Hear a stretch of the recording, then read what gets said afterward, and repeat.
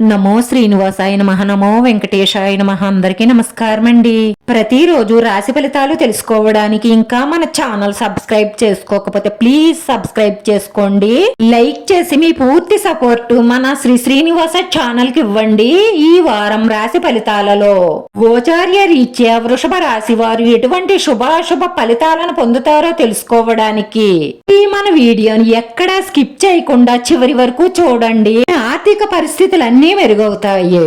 మూలమైన స్థాన చలన మార్పులు గోచరిస్తున్నాయి. గృహంలో మార్పులను కోరుకుంటారు. ఇతరుల విమర్శలకు లోనవుతారు. దాని వల్ల స్థిరమైన నిర్ణయాలు తీసుకోలేకపోతారు.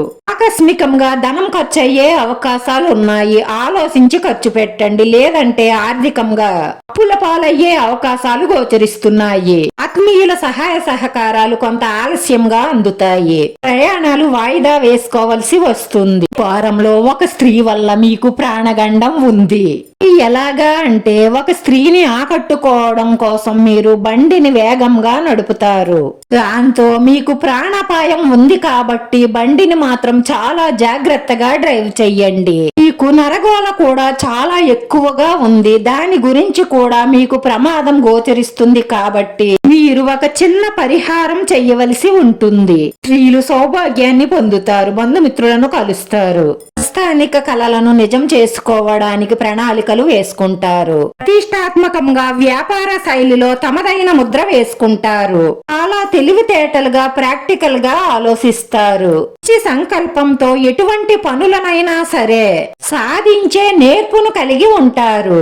ఈ అభివృద్ధిని వ్యాపారంగా మార్చుకుంటారు. ఈ శ్రద్ధ పట్టుదల వ్యాపారంలో బలమైన పునాదులు నిర్మించడానికి దోహదం చేస్తాయి. సంపాదించిన దానిలో కొంత పొదుపు చెయ్యడానికి ప్రయత్నిస్తారు. ఈ లక్ష్యాన్ని సాధించడానికి పట్టుదలగా ప్రయత్నించాలి. బంధుమిత్రులతో ఎటువంటి తగాదాలున్నా సరే తెలివితేటలతో పరిష్కరించుకుంటారు. ఆరోగ్య విషయంలో కొన్ని ఆటంకాలు ఎదురవుతాయి. కుటుంబ సమస్యలతో సతమతం అవుతారు. దైవ దర్శనం చేసుకుంటూ ఉండండి. ఈ విధంగా చేయడం వల్ల మీకున్న ఆటంకాలన్నీ తొలగుతాయి. మీకు ఎటువంటి హాని కలగకుండా ఉండడం కోసం ఈ చిన్న పరిహారం చెయ్యండి. నల్ల బట్టను తీసుకోండి. 5 ఉమ్మెత్త కాయలు తీసుకోండి. ఆ నల్ల బట్టలో ఈ 5 ఉమ్మెత్త కాయలను వేసి మూట కట్టండి. ఆ మూటను మీ చుట్టూ 9 సార్లు తిప్పుకోండి. ఆ మూటను తీసుకువెళ్లి పారే నీటిలో పడవేసి మీరు కాళ్ళు కడుక్కుని వెనక్కి తిరిగి చూడకుండా వచ్చేయండి.